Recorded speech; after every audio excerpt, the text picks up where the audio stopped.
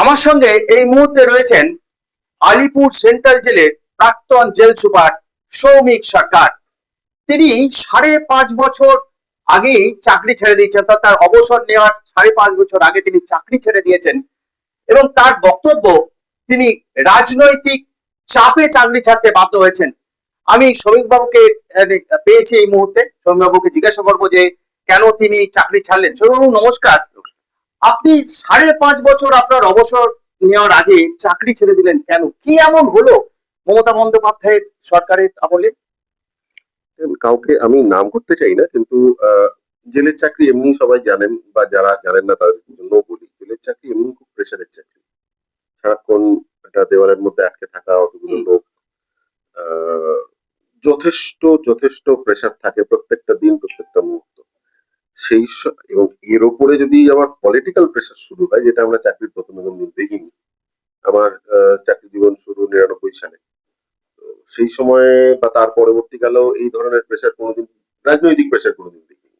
কিন্তু তখন মানে ওই সময়টা লক্ষ্য করছিলাম যে রাজনৈতিক প্রেশারটা ক্রমাগত বেড়ে যাচ্ছে। মানে সামান্য একজন কেউ কোনো পলিটিক্যাল কারণে বা যে কোনো কারণে জেলে আসলে রাজনৈতিক নেতাদের আনাগোনা জেলে বেড়ে যেত। মানে আমি দেখা করবো ওর সাথে, ওটাকে এই সুবিধা দেওয়ার দিতে হবে, মানে অবৈধ সুবিধা নেওয়ার একটা চেষ্টা। হ্যাঁ, একটা চেষ্টা ছিল। মানে বলবো না কেউ একদম জোর করতো, সেটা না, কিন্তু একটা চেষ্টা ছিল। সেই জায়গাটা খুব বিরক্তিকর লাগতো।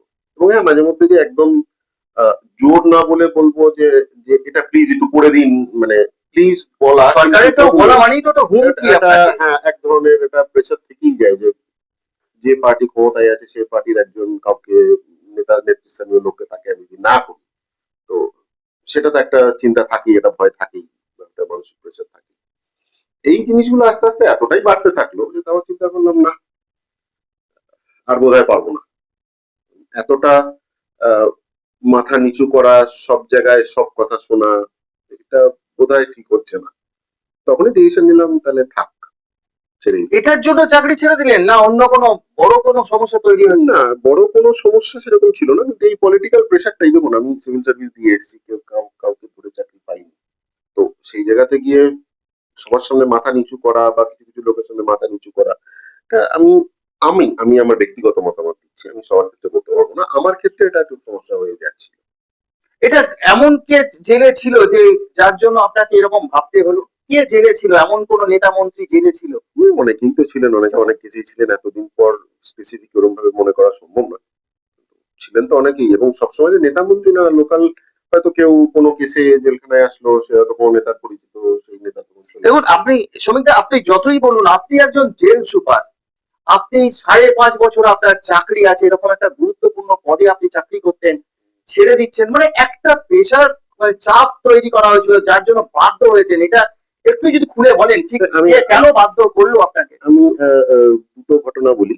একটা ঘটনা, মিদনাপুর সেন্ট্রাল জেলে আমি তখন পোস্টিং, আমি তখন অফিসে বসে, তো গেটে একজন অফিসার ছিলেন, হঠাৎ শুনলাম বাইরে একটা চিৎকার চেঁচামেচি হচ্ছে। তো আমি জিজ্ঞেস করি কি হয়েছে, তখন গেটের যে অফিসার এসে বলেন, স্যার একজন লোকাল নেতা এসেছেন, তিনি ভেতরে কারোর সঙ্গে দেখা করবেন। লোকাল নেতা মানে তৃণমূল কংগ্রেসের নেতা? হ্যাঁ, ভেতরে কারোর সঙ্গে দেখা করবেন, কিন্তু সেই সময় প্রায় সন্ধ্যে, লক আপ শুরু হবে, এখন তো আমি দেখা করতে দিতে পারি না, ছিল না বলেছি। তো উনি তখন ধমকি দিচ্ছেন, 1 ঘন্টা সন্ধ্যা না, 1 ঘন্টা না, মানে সন্ধ্যা রাতের মধ্যে আপনাদের জেল সুপারকে আর আপনাকে ট্রান্সফার করে দেবো। সেই অফিসারটি উনিও এক্স আর্মি ডিসিপ্লিন অফিসার।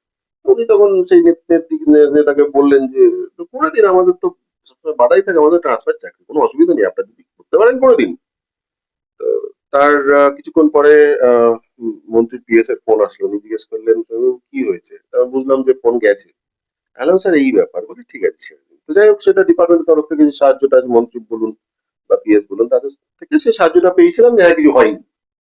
কিন্তু এই ধরনের জিনিস কিন্তু ফেস করতে হয়েছে কম বেশি।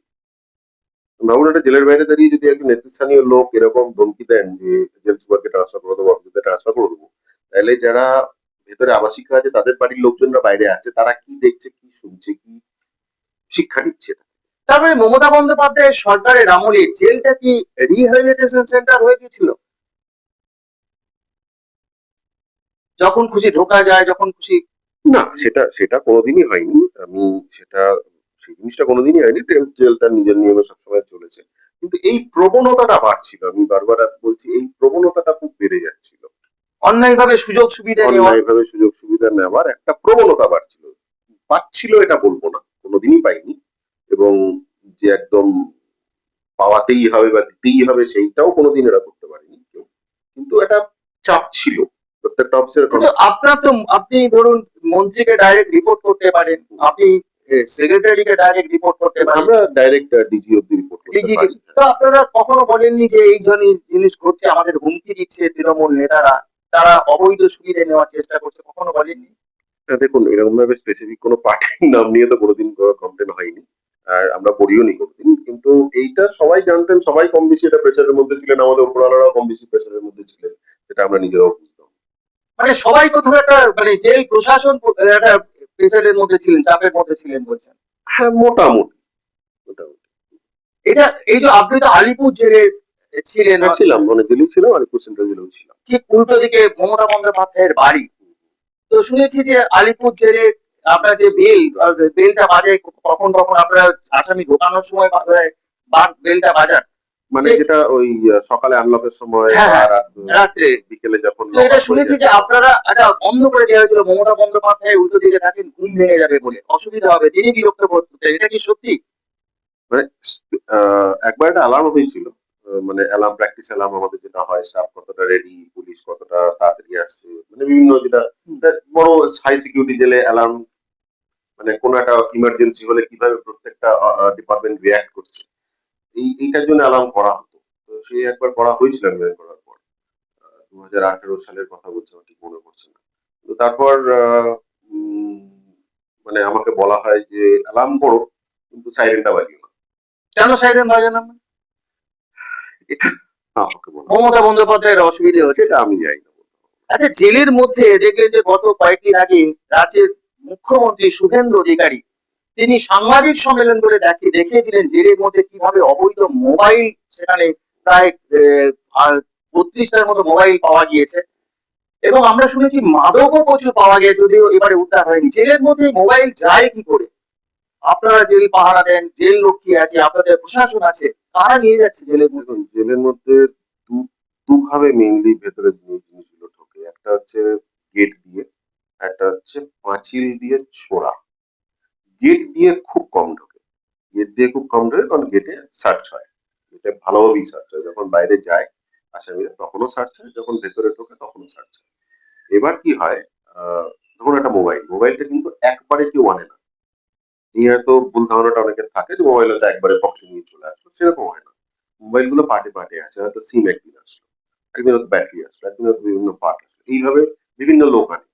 ধরুন আমি বিভিন্ন সেন্ট্রাল জেলের কথা বলছি, ডিস্ট্রিক্ট জেলের কথা বলছি না। সেন্ট্রাল জেলগুলোতে ডেইলি, মানে প্রত্যেক দিন সোম থেকে শনি মোটামুটি ধরুন 200 থেকে 300 400 আসামি কোর্টে যায়, বিভিন্ন কোর্টে যায় এবং এরা ফেরে।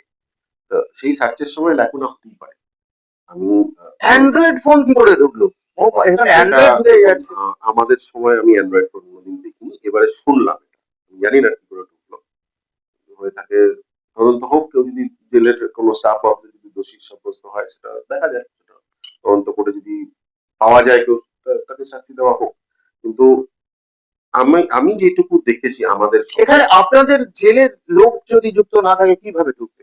জেলের লোক তো অবশ্যই যুক্ত থাকতে হবে, কিন্তু আমি একটাই জিনিস বলবো যে সবাই কিন্তু যুক্ত নয় এর সঙ্গে। একটা জেলে যদি 100টা স্টাফ থাকে, তার মধ্যে হার্ডলি হয়তো 3 থেকে 4 জন, কি ম্যাক্সিমাম আমি ধরি তর্কের খাতিরে 5 জন জড়িত। সবাই কিন্তু জড়িত না। সবাই যদি জড়িত থাকতো তাহলে কিন্তু প্রশাসনটা চলতো না এইভাবে। তাহলে জেলে অনেক কিছুই হতে পারত। জেলে শুনছি মাদকও প্রচুর পাওয়া যায়। মাদক পাওয়া যায়, আমি অস্বীকার করছি না, কিন্তু সেটা মাদকটা ওই যে বললাম যে দুটো পদ্ধতি আছে। আসামিরা মাদকটাকে খুব ছোট ছোট প্যাকেটে রেকটামের মধ্যে ঢুকিয়ে আনে, এটা সবসময় কিন্তু সার্চ করা সম্ভব হয় না। আমি আবার বলছি, একটি কি দুটো লোক সিপাই ওই যে 300 400 আসামি আছে তাদেরকে কন্টিনিউয়াস সার্চ করে চলেছে। তো এখানে কিন্তু মিস হতেই পারে, তাদের দোষ নেই, এটা হিউম্যান নেচার। এটা বিরক্ত হয়ে যাওয়া, রোজ একঘেয়ে কাজ করা, এটা বিরক্ত আসতেই পারে। আরেকটা মেন যেভাবে যেটা ঢোকে এই মাদকগুলো, যেটা বেশি আকারে ঢোকে, এরকম একটা দুটো প্যাকেট না, যেটা হচ্ছে পাঁচিল দিয়ে ছোড়া। এরা কি করে, যখন কোর্টে যায় তখন ওরা জেনে যায়। এটা এই যে বললাম যে কয়েকজন স্টাফ, 3 জন বা 5 জন স্টাফ আছে, তারা আগে থেকে বলে দেয়। এটা নেটওয়ার্ক, সুন্দর নেটওয়ার্ক, যে ওই সময় ও কোর্টে যাবে, বলে দেবে যে আমি ধরুন সেই কোরাম স্টাফকে আমি বলে দিলাম যে আমি ওই সময় ডিউটি থাকবো। কারণ ডিউটিতে তো 2-3 দিন আগে বাটা হয় সেভাবে। হুম। কারণ অতগুলো লোককে বাটতে গেলে তো টাইম লাগে, তো বলে দেওয়া হয়। তো এবার এই নেটওয়ার্কটা তৈরি হয় যে ওই সময়টা ফেলবে, ওই সময়টা ওই জায়গায় যদি ফেলে, সেই স্টাফটি গিয়ে কিন্তু তুলে সেই আসামিটিকে দিয়ে আসলো। এই নেটওয়ার্কে হয়। সবসময় এটা হয় না, যদি 10টা মাল পড়ে কিন্তু 9টা সিজ হয়, ওই একটা হয়তো চলে গেল। মানে আমি বিভিন্ন জেলে পেয়েছি হয়তো থোক 3 থেকে 4 কিলো গাঁজার মতো জিনিস পড়েছে, আমরা সিজ করে সঙ্গে সঙ্গে পুলিশে দিই। হয়তো একটা প্যাকেটের মধ্যে ধরুন 2-3 কিলো গাঁজা, 3-4টে মোবাইল, এরকম। আমরা শুনেছি জেলে একটা চক্র চলে এবং সে চক্র একটা পলিটিক্যাল চক্র চলে, এরকম আমরা শুনেছি। এটা কি সত্যি? পলিটিক্যাল চক্র আমি তো পাইনি। পলিটিক্যাল যেটা মানে পলিটিক্যাল যদি স্টাফের ক্ষেত্রে বলেন, তাহলে আগে ওই স্টাফ ইউনিয়ন টিউনিয়ন ছিল, ইদানিং তো এখনো সবকিছু নেই। এই যে আপনার 2000 যদি বামফ্রন্ট সরকারের পর 2011 সালে মমতা বন্দ্যোপাধ্যায় ক্ষমতা এলে, তখনকার জেল প্রশাসন, জেলের অবস্থা, বর্তমান জেলের অবস্থা, মানে বর্তমান আমি বলছি 2026 পর্যন্ত মমতা যতদিন রাজত্ব করলো, এই দুটো তুলনা করলে মমতা বন্দ্যোপাধ্যায়ের আমলে জেল প্রশাসন কি ভেঙে পড়েছিল একদমই? ভেঙে পড়েছিল, ভেঙে পড়েছে বা পড়েছিল কিনা বলতে পারবো না, তবে তখন কিন্তু জেল অনেক টাইট ছিল সেই সময়। আমি বামফ্রন্টের আমল, যেই সময় ঢুকেছি, বামফ্রন্ট আমলে। হ্যাঁ, হ্যাঁ, বামফ্রন্ট আমল আমি ওইভাবে মানে আপনি স্পেসিফিক না বলতে বলে, চাইছেন যে আমরা যখন চাকরি করতাম, 2011 সাল থেকে জেল প্রশাসন এবং আমি 26 পর্যন্ত। 2011 মানে একদম ওইভাবে একটা কাট অফ ইয়ার ধরবো না, কিন্তু হ্যাঁ আস্তে আস্তে কোথাও একটা স্ল্যাকনেস মানে তৈরি হয়েছে। মানে রাজনীতিকরণ তো জেলের মধ্যেও রাজনীতি এসে গিয়েছিল। হ্যাঁ, অফিসারদের মধ্যে তো এসেছিল, স্টাফদের মধ্যে তো এসেছিল, এটা অস্বীকার করা কোনো যায় না। ওই আমি আবার বলি যে জেলটা একটা মানে রিহ্যাবিলিটেশন সেন্টার হয়ে গিয়েছিল এরকম, এই সরকারের আমলে, মানে বিগত সরকারের আমলে, মমতা বন্দ্যোপাধ্যায় সরকারের আমলে। আচ্ছা, আপনি তো আলিপুর জেলে ছিলেন, হুম। তো হঠাৎ করে আমরা দেখলাম যে আলিপুর জেল মমতা বন্দ্যোপাধ্যায় সরিয়ে নিলেন, একটা পুরনো জেল এবং ঐতিহ্য বহন করে, সেখানে ঐতিহাসিক প্রচুর জেল। ঐতিহাসিক জেল, প্রচুর মানে স্বাধীনতা সংগ্রামী ফাঁসি হয়েছে এবং সেই জেলটা অত্যন্ত গুরুত্বপূর্ণ জায়গা, নিরাপত্তার ক্ষেত্রে অত্যন্ত ভালো জায়গা। হুম, হঠাৎ করে সরিয়ে নিয়ে যাওয়া হলো, এটাকে কি বলবেন আপনি? উচিত হয়নি।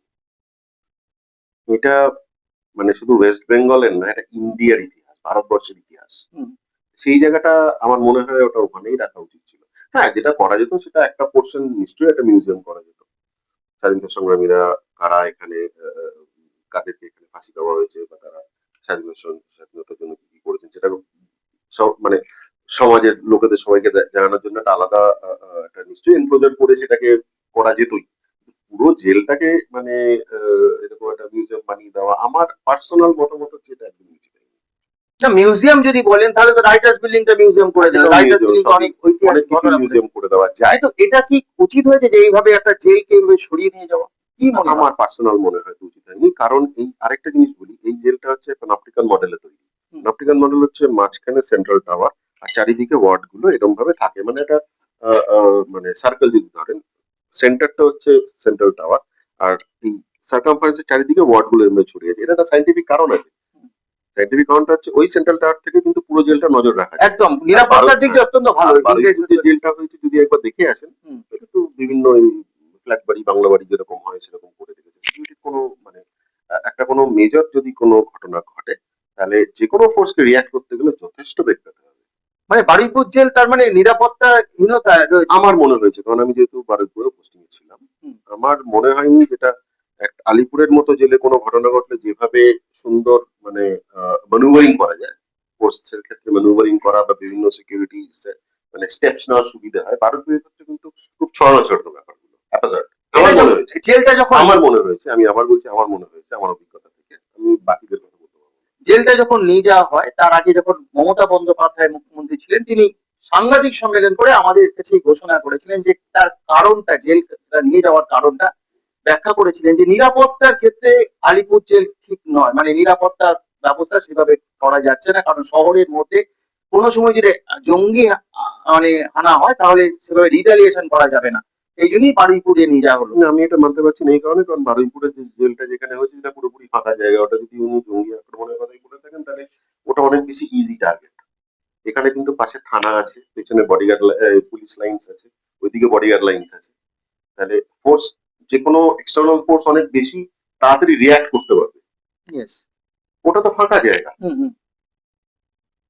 তো সেই ক্ষেত্রে আমার মনে হয় from the point of security আমি এটা একমত হতে পারছি। কি এমন হলো, কখন জানতে পারলেন, যে আপনারা কবে জানতে পারলেন যে যখন এটা আমরা আমি আমি আপনি তখন তো আলিপুর জেলেই ছিলেন? না, আমি তখন কৃষ্ণনগরে ছিলাম। অন আচ্ছা। প্রমোশন আমি আলিপুরে আসি। হুম হুম। তার আগে থেকেই এটা শুরু হয়েছে। হুম। কি এমন বলা হলো আপনাদের এই জেলকে সরিয়ে নিয়ে যেতে হলো? জানি না, আমাদের কোনো তো কারণ না। আমরা ইন্টারনালি অনেক কিছু আলোচনা করেছিলাম আমাদের নিজেদের মধ্যে বা সিনিয়রদের সাথে, কিন্তু হুম। গভর্নমেন্ট ডিসিশন দিয়েছে। মানে মমতা বন্দ্যোপাধ্যায়ের এই সিদ্ধান্তটা একটা কি বলবেন, ধ্বংসাত্মক বলবেন এটা, যে জেলটাকে সরিয়ে নিয়ে যাওয়া? ধ্বংসাত্মক আমি ওইভাবে তো বলতে পারবো না, তবে হ্যাঁ জেলটা সরানো ঠিক হয়নি। তো আপনাদের সরকারি যারা অফিসিয়ালস তারা কখনো ওটা ম্যাডামকে বোঝানোর চেষ্টা করেননি যে এটা নিয়ে যান? আপনারা জানতেন না? আচ্ছা, জেলে তো অনেকদিন আপনি কাটিয়েছেন, তাও মানে অনেকদিন, মানে 25 বছর। 25 বছর আপনি জেলে। মানে আপনার সেরকম কি অভিজ্ঞতা রয়েছে? ধরুন অনেক রকম আসামি আছে, অনেক রকম মানুষ আছে, অনেক ধরুন অনেক খুনি আছে, অনেক অপরাধের সঙ্গে, অনেক রকম অপরাধের সঙ্গে যুক্ত আছে, সেরকম কোন অপরাধীর সঙ্গে আপনার কোনো কথা হয়েছে? সবসময় তো আপনাদের যে তারা কি, মানে সেরকম একটা অপরাধীর কথা বলুন না, যে যে সে মানে কি বলছে, আপনার কনফিউজ করে কি যে ভুল করে ফেলেছি বা সব কিছু? দেখুন, কনফেস অনেকেই করেছে, কিন্তু আমাদের কাছে কনফেশনের তো কোনো মূল্য নেই। না, আমি আপনাকে আপনার অভিজ্ঞতাটা জানতে চাইছি। হ্যাঁ, সেটা অনেকেই অনেক রকমই বলে, ভুল হয়ে গেছে, অবস্থার পরিপ্রেক্ষিতে করে ফেলতে হয়েছে। আমি একটা ঘটনা আপনাকে বলতে পারি। আমি যখন প্রথম চাকরি করতাম আলিপুর সেন্ট্রাল জেলে জয়েন করি, শিবেন দত্ত বলে একজন আর্ট টিচার হ্যাঁ ছিলেন। হ্যাঁ। নিশ্চয়ই শুনেছেন হুম নাম। হুম হুম। শিবেন দত্তর কেসটা হচ্ছে, পাড়ায় ক্রিকেট খেলা হচ্ছিল, এবার যা হয় বন্ধুদের মধ্যে কোনো একটা ঝামেলা হয়েছে, উনি ব্যাট দিয়ে মেরেছেন, একটি হুম। ছেলে মারা যায়। মারা গেছে। Is on criminal. হুম হুম হুম। তারপর পরবর্তীকালে ওনার আঁকার হাত এত সুন্দর ছিল, গভর্নমেন্ট ওনাকে আর্ট টিচার হিসেবে নিয়োগ করেন। তো এরকম তো আছে। আমার আরেকটা, মানে এরকম অনেক অভিজ্ঞতাই আছে। একজন, নাম বলবো না, বেশ কিছু অপরাধের সঙ্গে জড়িয়ে পড়েছিল। যাই হোক, লাকিলি সে জেল থেকে বেরোয় এবং তারপর পুরোপুরি নিজেকে চেঞ্জ করে দেয়, বিয়ে থা করে, সংসার করে, এখন ভালোই আছে। এরকম অনেক আছে। স্পেসিফিক নাম নেওয়ার পক্ষে সম্ভব নেই, কারণ লিগাল ম্যাটার্স এবং পরিচয়টা দেওয়া ঠিক হবে না। আর কোন অভিজ্ঞতা সেরকম, সেটা বলার মতো প্রকাশ্যে? আহ, আছে তো অনেক অভিজ্ঞতা, এখন স্পেসিফিক করলে একটু ভালো হয় আর কি। এমন নয়, আপনি ধরুন এমন কোন অভিজ্ঞতার সম্মুখীন হয়েছেন যেটা ভাবতেই পারেননি এরকম অভিজ্ঞতার সম্মুখীন হবে? জেলে তো প্রত্যেক দিনই এরকম অভিজ্ঞতা হয়। আচ্ছা, জেলে ধরুন কোনো নেতা বা মন্ত্রী আপনি থাকাকালীন পেয়েছেন? হ্যাঁ, প্রচুর যেমন পেয়েছি। পেয়েছেন? যেমন আপনার, মদন মিত্রকে পেয়েছিলাম আলিপুরে, হুম। অধীর রঞ্জন চৌধুরীকে পেয়েছিলাম। তারপর নাম মনে পড়ছে না, এতদিন বাদে তো। মদন মিত্রকে কোন সালে পেয়েছেন? মদন মিত্রকে আমি যখন আলিপুরে আসি প্রমোশন পেয়ে, তখন সালটা কত? ওই 2018 বোধহয় হবে, if I'm not mistaken। তখন পেয়েছিলেন ওই আপনার নারদা কেসে? বোধ হয়। মানে কথা হতো তখন ওদের? হ্যাঁ হ্যাঁ। আচ্ছা, এটা শুনেছি যে ভিআইপি যারা থাকেন ধরুন তারা একটা তাদের আলাদা করে রাখা হয়, আলাদা খাবার দেওয়া হয়। না না না। এবং ওনার ক্ষেত্রে আমি কোনোদিনই এই জিনিসটা পাইনি। উনি যথেষ্ট, মানে জেলের যা নিয়ম কানুন উনি মেনেই চলতেন, কোনো অসুবিধা নেই। ওরা কি একসঙ্গে সবাই একসঙ্গে ওনাকে, আলাদা ঘর ছিল, আমার যতদূর আলাদা মনে পড়ছে, সুবিধা ছিল? ওনাকে নর্মাল বডি রাখা হতো। একটা মন্দির ছিল বোধহয় ঘরটা, আমি বোধহয় মন্দিরটার কাছাকাছি থাকতেন কোথাও একটা। তো ওদের সঙ্গে আপনার রেগুলার কথা হতো? হ্যাঁ, এই তো এটা, মানে ওনাকে মানে সিঙ্গেল আউট করার কোনো ইয়ে নেই। প্রত্যেকটা, মানে আমাকে জেলে ডেইলি প্রায় রাউন্ডে যেতে হতো উইথ দ্য জেলার, এবং ম্যাক্সিমাম নাম্বার অফ প্রিজনার্স বা ইনমেটস এগুলো তার সঙ্গে ইন্টারাকশন করতেই হতো। বা আমি না করলেও তাদের যদি কোনো প্রবলেম থাকে তারা এসে আমাকে বলতো। এটা মানে অ্যাজ পার জেল কোড, ইন্টারাকশনটা রেগুলার।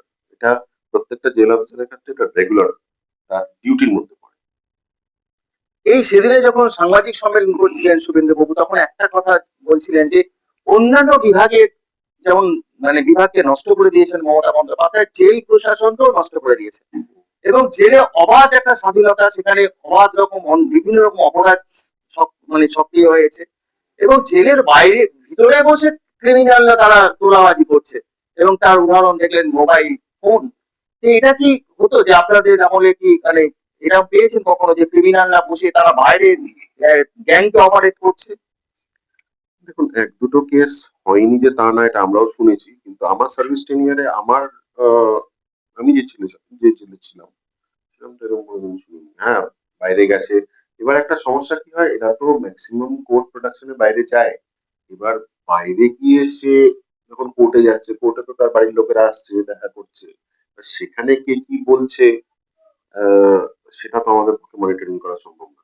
তবে হ্যাঁ, প্রপার জেল থেকে, প্র্যাকটিক্যালি জেল থেকে ফোন করে কোনো একটা ক্রাইম করেছে, এইটা আমার তো মনে পড়ছে না আমার টেনিয়ারে এরকম কিছু দেখেছি। এক একটা জিনিস আমি শুনেছি হয়তো, কিন্তু আমার পার্সোনাল অভিজ্ঞতা এরকম কিছু নেই। জেলে ধরুন এই পুজোর সময় মানে অন্য সময় কিভাবে কাটে জেলে যারা ওখানে থাকেন যারা অপরাধী? পুজোর সময় তো ভালোই বেশ সুন্দর মেনু টেনু তৈরি হয়, জেলের ভিতরে পুজো হয়, ম্যাক্সিমাম জেলের ভিতরেই পুজো, প্রায় সব জেলের ভিতরেই পুজো হয়। খাওয়ার একটা স্পেশাল অ্যারেঞ্জমেন্ট করা হয়। Special arrangement in the sense বেশ মশলা টসলা দিয়ে এসব করে within আর the এটাও scale, শোনা the যায় time ধরুন scale। জেলে খাবার খুব খারাপ, না না না, চুরি হয় না, খাবার, এটাও তো শোনা যায়। না, এটা এটা এখন একটু চেঞ্জ হয়েছে। একটু না, অনেকটাই চেঞ্জ হয়েছে। আমি বলবো যথেষ্ট চেঞ্জ হয়েছে। চেঞ্জ ইন দ্য সেন্স যে আমি বলবো না যে আগে চুরি হতো এখন চুরি হয় না, বা আগে চুরি হতো না এখন চুরি হয়, এটা না। খাবার এটা চেঞ্জ হয়েছে যে বিভিন্ন কমিটি গঠন হয়েছে, ডায়েট ঠিক করা হয়েছে ওদের জন্য, মানে এক্সপার্ট কমিটি। হ্যাঁ সে তো দেখেছি আমরা এক্সপার্ট কমিটি। হ্যাঁ জানেন। তো সেই ইন দ্যাট সেন্স ডায়েটটা অনেক চেঞ্জ হয়েছে। দেখুন রাজ্যে নতুন সরকার এসছে, তারা আপনি নিশ্চয়ই সাংবাদিক সম্মেলনটা দেখেছিলেন শুভেন্দু বাবু, সেখানে কি বলেছে আপনারাও শুনেছেন। তিনিও চান জেল প্রশাসনকে স্বচ্ছ করতে এবং জেলের মধ্যে অবাধে এই অপরাধ চক্র গড়ে তোলা, অর্থাৎ মাদক নিয়ে যাওয়া, মোবাইল নিয়ে যাওয়া বন্ধ করতে, এবং তিনি চান এটা। আপনি অ্যাজ এ প্রাক্তন জেলা হিসাবে নতুন মুখ্যমন্ত্রীর কাছে আপনার কোনো সুপারিশ থাকবে, সেটা বলতে পারেন আপনি একটু। ফার্স্ট হচ্ছে ভ্যাকেন্সিটা ফিল আপ করা। আমি 2023-এর এনসিআরবি রিপোর্ট বলছি, এটা আমার তথ্য নয়, এনসিআরবি তথ্য। 29% ভ্যাকেন্সি আছে ওয়েস্ট বেঙ্গল পুলিশে। ফার্স্ট হচ্ছে আপনাকে এইটা পূরণ করতে হবে, নাম্বার ওয়ান। নাম্বার টু, একটা মানে এই যে আপনি কিছুক্ষণ আগে যেটা বললেন যে জেলের ভেতর মোবাইল পাওয়া যাচ্ছে, এটা জেলের লোকেরা অবভিয়াসলি জড়িত আছে, অবভিয়াসলি জড়িত আছে, কিন্তু এই জিনিসটা মাথা থেকে দূর করতে হবে যে 100টা লোকই করাপ্ট নয়, 5টা লোক করাপ্ট, 10টা লোক করাপ্ট, 90টা লোক কিন্তু করাপ্ট নয়।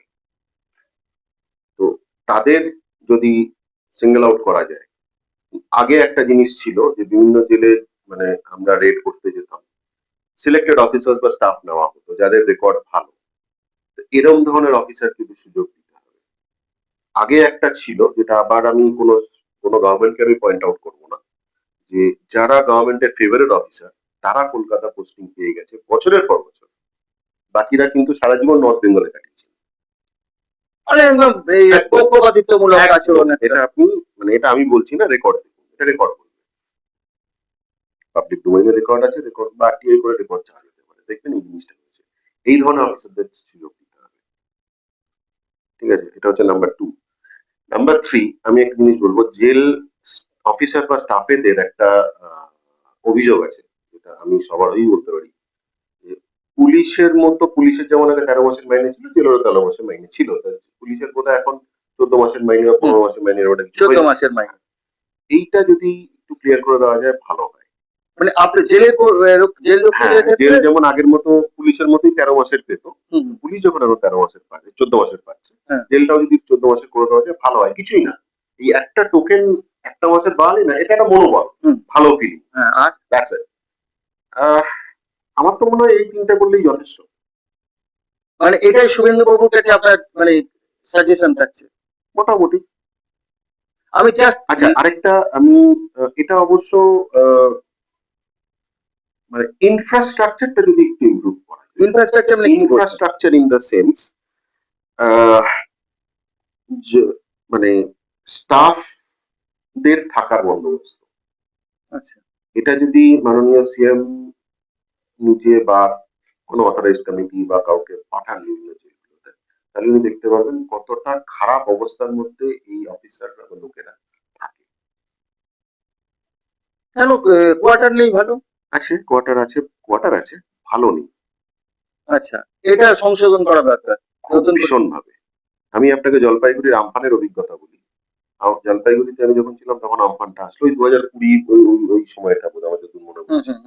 আহ, জলপাইগুড়ি জেলের ভিতরে মানে প্রিজনাররা যেখানে থাকে সেখানে যে ওয়ার্ড গুলো সেগুলো খারাপ বলে ডিএমএ থেকে ডাকলাম যাতে ভেতরে জল না পড়ে, কিন্তু স্টাফেদের জন্য আমরা কিছু করতে পারি। স্টাফেরা কিন্তু সেই কোয়ার্টারের মধ্যে ব্যারাকের মধ্যে ভিজে সারা রাত জেগে পরের দিন আবার ডিউটিতে এসে বা সারা রাত ডিউটি করেছে। এই জিনিসগুলো কিন্তু মিস হয় আমাদের, যে এই কাজগুলো করেছে। আমরা একটা লোক কি দুটো সিপাই কি একটা সিপাই কি একটা অফিসার বদমাইশি করে মোবাইল ঢোকালো সেটা কিন্তু হাইলাইট হয়, কিন্তু এই কষ্ট করে যে ছেলেগুলো ডিউটি করছে বা অফিসাররা ডিউটি করছে এটা হাইলাইট হয় না। এই কটাই মোটামুটি আপনি এরকম অনেক আছে, আমি যদি মানে বলার আরো সুযোগ পাই কোনোদিন বলবো। এরকম অনেক আছে যে গুড থিংস মানে রিয়েলি গো নোটিস, কিন্তু একটা লোক মোবাইল ঢুকিয়ে দিল তুল কালাম হয়ে গেল চারিদিকে। ওয়াই? করাপশন তো সব ডিপার্টমেন্টে আছে, আমি বলছি না যে ডিপার্টমেন্টে করাপশন অবভিয়াসলি আছে, কিন্তু 100 জনের মধ্যে 100 জনই করাপ। সমিত, একটা কথা আরেকটি প্রশ্ন করে আপনাকে শেষ করবো আজকে, যে এটা হচ্ছে এই যে আমরা শুনি আপনি আলিপুর জেলে ছিলেন, সেখানে ফাঁসি হয়, মানে স্বাধীনতা সংগ্রামীদের ফাঁসি হয়েছে, কোনো ফাঁসি দেখেছেন আপনি? আমার হাতে ধনঞ্জয়ের ফাঁসি হয়েছে। আপনার হাতে হয়েছে? হ্যাঁ, আমি তো আলিপুর। একটু বলুন না কি অবস্থা যে ফাঁসি সেটা। আহ, দেখুন ধনঞ্জয়ের ফাঁসি যেদিন হবে সেই দিনও আমরা শিওর না যে ফাঁসি হবে, কারণ অ্যামনেস্টিতে বোধহয় কেসটা পেন্ডিং ছিল এরকম একটা কিছু ছিল। আমার যদি মনে পড়ছে অনেক আগের, আমার এত ক্লিয়ারলি মনেও নেই, 2004 সালের বোধহয় সম্ভবত, if I'm not mistaken। Joydeb Chakraborty তখন জয়দেব চক্রবর্তী সাহেব তখন আইজি ছিলেন। আইজি ছিলেন। এবং আমি তখন জেলার আলিপুর সেন্ট্রাল জেলের সুপার হচ্ছেন রঞ্জিত মন্ডল সাহেব এবং জোনাল ডিআইজি হচ্ছেন রমত ভট্টাচার্য। তো ওনারা বললেন আমাকে আমাকে আর অনিরুদ্ধকে ডাকলেন, অনিরুদ্ধ ডেপুটি জেলা গুপ্ত, যাও নাটা মল্লিককে নিয়ে এসো, গভর্নমেন্ট ওকে অ্যাপয়েন্ট করেছে হ্যাংম্যান হিসেবে। আমরা গিয়ে নাটা মল্লিককে নিয়ে আসো। নাটা মল্লিক তখন জেলারের কোয়ার্টারের পাশে যেখানে খাদিম কেস হয়েছে সেইখানে তখন কোর্টটা তৈরি হচ্ছে, মানে পুরো কমপ্লিট না। নাটা মল্লিককে ওর ছেলেকে ওখানে রাখা থাকে তো, হ্যাঁ, ওখান থেকে নিয়ে এসে আমরা ওখানে রাখলাম। তো পরের দিন ফাঁসি আর কি। টেস্টিং হলো ওই বালির বস্তা দিয়ে, ওর যেভাবে টেস্টিং করা দরকার সেভাবে টেস্টিং করে যেদিন মেন ফাঁসি সেদিনকে 3টের সময়, 3টে কি 3:15 আমার ঠিক খেয়াল নেই, টাইম গুলো অতটা মনেই নেই এখন কিছু। গেলাম, চান টান করানো হলো, আমি হ্যান্ডকাফটা পরালাম এবং আমার এখনো মনে আছে হ্যান্ডকাফটা পরাতে গিয়ে ভুল করে ফেলেছি। যে খুলে, কারণ বুঝতেই পারছেন যতই জেলে চাকরি অবশ্যই মানবিকতা বলে জুডিশিয়াল কিলিং করতে নিয়ে যাচ্ছি, হ্যান্ডকাফটা উল্টো হয়ে গেছিল, আবার খুলে ঠিক করলাম, তারপরে নিয়ে এসছি। তখন জয়দেব চক্রবর্তী সাহেব রাস্তায় দাঁড়িয়ে ছিলেন, কিছুক্ষণ সেল থেকে নিয়ে আসা হচ্ছে গ্যালাসের দিকে। আমি স্যারকে বললাম স্যার চলুন তাহলে, বলছে না ভাই পুলিশ জীবনে অনেক দেখেছি, আর শেষ বয়সে এসব দেখিও না। তো তারপরে নিয়ে যাওয়া হলো। তখন মানে ধরুন যখন নিয়ে গেলেন, আপনি নিয়ে গেলেন, তখন ধনঞ্জয় কি বলছে? ধনঞ্জয় রাস্তায় কিছু বলেনি, ওকে তো ওঠালেন, ঘুমোচ্ছিল। হ্যাঁ না জেগেছিল, আচ্ছা। যে কি বললেন? কিছু বলেনি, চুপচাপ বাইরে এসে চান করেছে। তারপর বললাম যেটা হ্যান্ডকাপ করে নিয়ে এসেছিল, গ্যালোজে নিয়ে যাওয়ার পর নাটা মল্লিকের যা করার দরকার সব করে করেছিল। তো কিছু বললো? ও কোনো কথা বলেনি?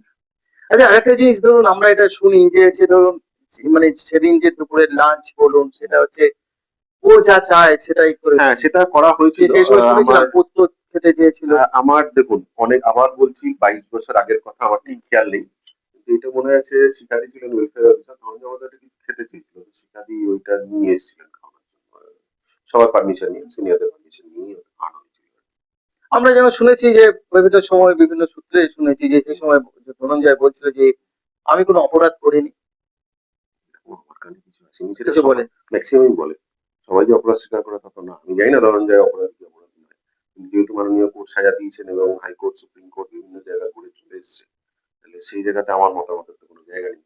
এবং আপনারা যখন ওকে ইয়েতে নিয়ে যাওয়া হয় তখন যেভাবে ফাঁসিটা ক্যাপটা পরিয়ে দেওয়া হয়, তারপরেই তো শুনি যে যিনি জুডিশিয়াল অফিসার থাকেন তিনি জুডিশিয়াল অফিসার না, কালো এটা করানোর পর যখন সব রেডি, পাঁচটা এখানে করে দেওয়া হলো, নাটা মল্লিক ওই লিভারের ওখানটা দাঁড়িয়ে, তখন জেল সুপার যিনি মানে রঞ্জিত মন্ডল সাহেব ছিলেন তখন, ওনাকে ওই সাদা রুমাল এটা ফেলতে হতো, এইভাবেই করা হয়েছিল। তারপরে মানে স্যারও ওই রুমালটা ফেললেন আর নাটামুল দিকে ওই লিভারটা টেনে দিল।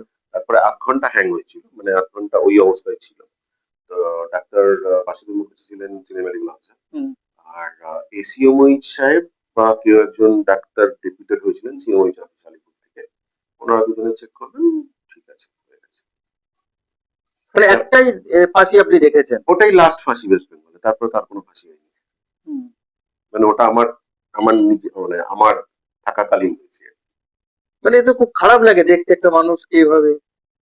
দেখুন, চাকরি খারাপ লাগার কোনো জায়গা নেই, ওটা আমার পার্সোনাল, মানে এটা পার্সোনাল আইনের কাজ। আইনের কাজ আমায় করতে হয়েছে। জাস্ট এক্সিকিউটিং গভর্নমেন্ট অর্ডার বা জুডিশিয়াল অর্ডার, মানে it's a process of the law, personal feelings এর তো জায়গা নেই। সৌমিকদা, অনেক অনেক ধন্যবাদ, আপনার কাছ থেকে অনেক কিছু শুনলাম। ভালো থাকবেন, ধন্যবাদ। কিরকম হলো? ভালো।